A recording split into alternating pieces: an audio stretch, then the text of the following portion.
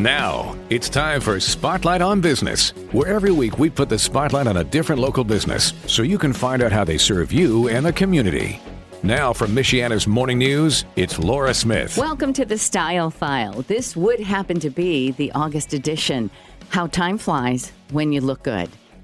Oh, I like that. Yeah, sitting right here next to me, the two best-looking, best-dressed guys, not only in the business, but in Elkhart County for sure, and possibly the world. Danny Reynolds of Stephensons of Elkhart on Main Street now for going on 96 years, and his son, Gray Reynolds, for your second appearance on the Style File. By popular demand. Yeah, that's exactly right. That's right. Well, you know, you have your dad's voice a little bit, so it makes sense because he's the style guy, but he's got a great media presence. You're the same way. I don't know about that, but I'll try. No, you definitely are, because I had you on the show before, and I was amazed at how, just easy, and you sound good, and yeah. So here we are, August, and I just can't even believe how fast this year has gone. I know old people say that all the time, and I'm officially right. old. Turns out the old people were right. Yeah. I know. When Gray was on with us before, I think we were just talking about what the summer styles and things like that were going to be. I think it was now, May or something. Here we are, and we're ready to talk about fall. Gray and I were at the Chicago Collective last week, which is actually now the largest men's fashion trade show in the entire country. Wow. One of the largest in the world. There's a whole Italian representation there. It's huge, and really? It's really a way to go kind of absorb all that is going on in the world of fashion and style. For me, it's great to see these Europeans coming over, kind of checking out what their style's like, and that gives us just a little glimpse of what may be on the horizon for us sometimes, and just all corners of fashion sort of colliding. So it's just a great way to observe, learn, and then ultimately pick the things that are going to be on the floor at Stephensons, in this case 1931, down the road. So we'll talk about that in the second half of the show. First half, because I know the listeners are just on the edge of their seats since we told them last Friday that we were going to talk about some of the updates of your and my favorite topic of conversation, the Credit Card Competition Act, sexy as it may be. As you well know, that's something I've been working on via the National Retail Federation now for over 5 years, as just way of quick reminder for any new listeners.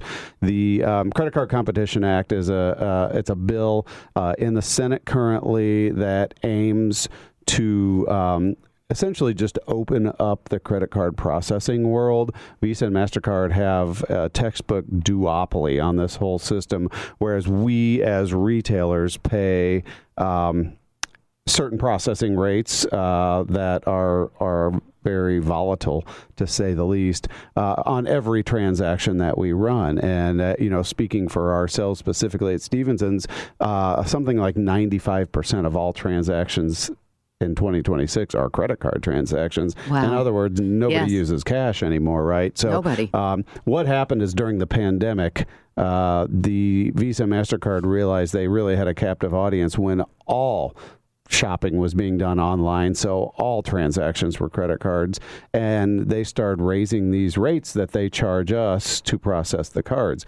I'm a free market competition kind of guy. I believe that we should pay a processing fee because there is value in the safety and all the things, the instant money, so to speak, that credit cards offer. But being a free market competition guy, I do believe that it's a market that should be open to competition, and it's not. Visa and MasterCard control over 80% of the entire market. The other little pieces of the pie are your Discovers and American Express and that kind of thing.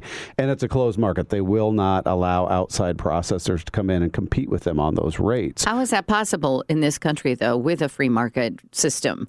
How was that allowed to even happen? Because they have so much money and so much power, they've been able to wield that power to allow them to continue to do it.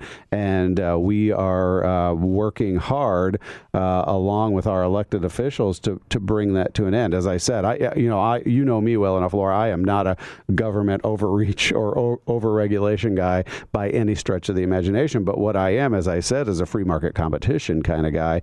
And this market needs to be opened up, because what's happened is, as retailers, the fees, these processing fees that we pay, have more than tripled since 2020, 2021. It is now, besides staffing, it is most retailers' largest expense, the price that you pay for processing these cards. And the way that I like to easily explain it to those who, aren't involved in all this, and I don't expect people to know or understand this, that's kind of our job, is that, when you walk into your favorite little restaurant, coffee shop, oftentimes boutique now, and they're charging a credit card surcharge, that is not those merchants being greedy and trying to collect more of your money. It's because their fees keep going up.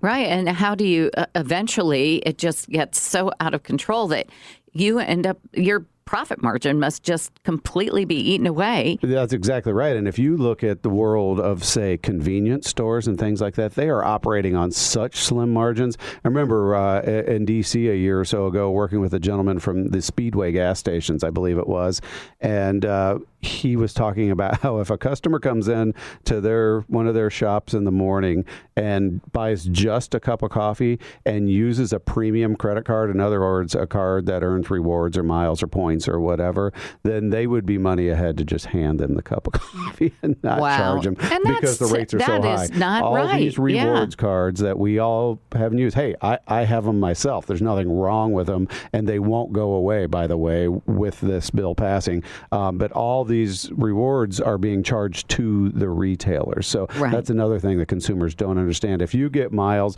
if you get points, if you get cash back, Visa and MasterCard are charging the retailers for those. And I'm not trying to be, because here we are in the studio together and I just want to prop you up. But really, I can't believe how great the pricing is at Stephensons of Elkhart. That's one of the reasons I go there so much, is because your prices are still relatively sane and normal. And in fact, you have so many sales all the time.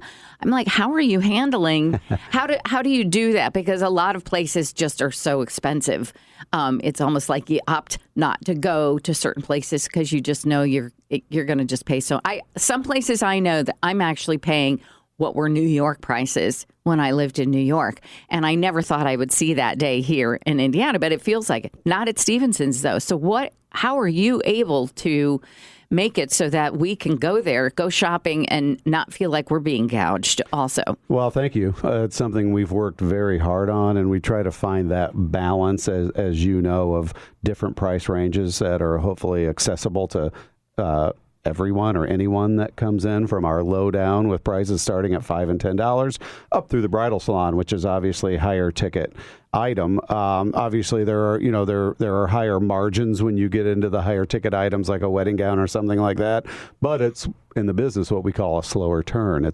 Bridal is a very expensive business to be in because you have to own all those wedding gowns. There's no consignment or anything like that. So we have found through the years that if we build the proper balance of offerings and price ranges, then we're able to withstand, some of these pricing pressures. Now, the trick has become, without crying in my beer here on a Sunday afternoon, all the different things that we've faced, especially just in the last 5 or 6 years. We had pandemic pricing come our way. And then if you remember, the pandemic really backed up the supply chain. So it was very difficult to get merchandise. And in some cases, vendors were raising prices because it was costing them more to import the merchandise. So we had all that. Well, then if you remember, we encountered all these port strikes.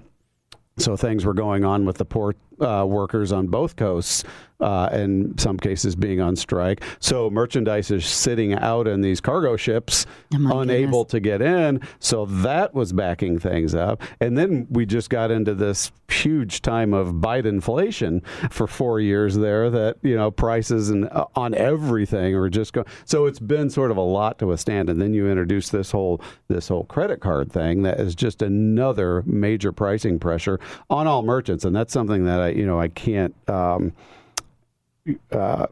endorse enough, is that this hits everybody from a small gas station to a Stephensons to a Walmart to an even Amazon.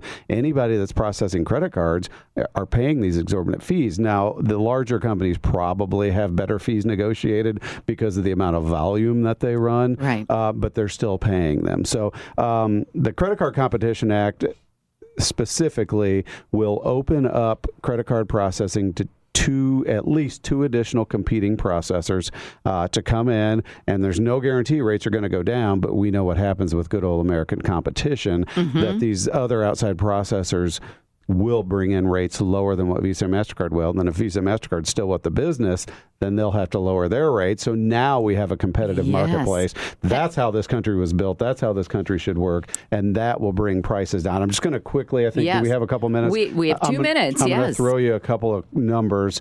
The average American family pays over $1,200 currently in higher prices annually because of this. $1,200 per family. $1,200 per household.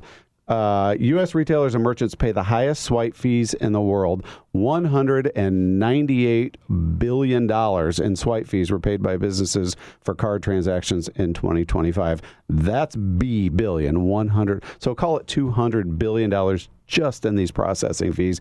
81% of consumers support federal legislation that would allow for greater competition to lower the credit card fees for smaller businesses. And just 21% of consumers believe that credit card companies are being honest and trustworthy on this issue. I'm surprised there's even 20%. But so President Trump actually came out for the second time just last week supporting this bill, which is big. So to have his support obviously is very important. But I'll tell you something, that what I always say, the two primary sponsors of this bill are Roger Marshall in Kansas, who's a Trump-supporting Republican, and the other primary sponsor is Dick Durbin of Illinois, who is a pretty far left liberal. So the reason I say that is if these two guys can agree on something, then it must be common sense. It must be a good idea. Must be common sense.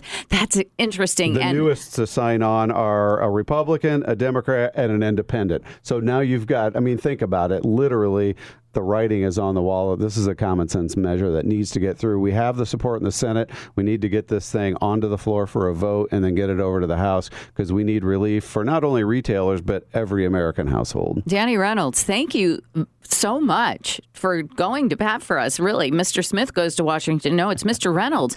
And yes, let's remind people that you are just hot off an award that you won for Retailer of America. We're with Rudy Occam down in Washington, D.C. He's the one that presented it to you. But yes, rightly so. You're obviously going to bat for the American consumer.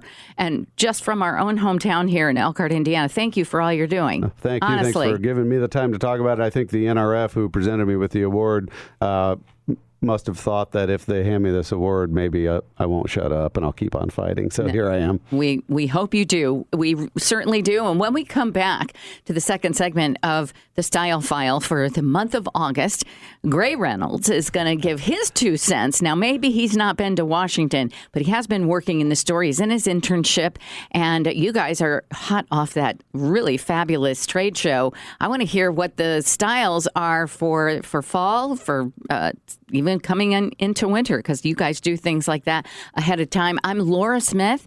This is the Style File for August. We'll be right back. Podcasts by Federated Media.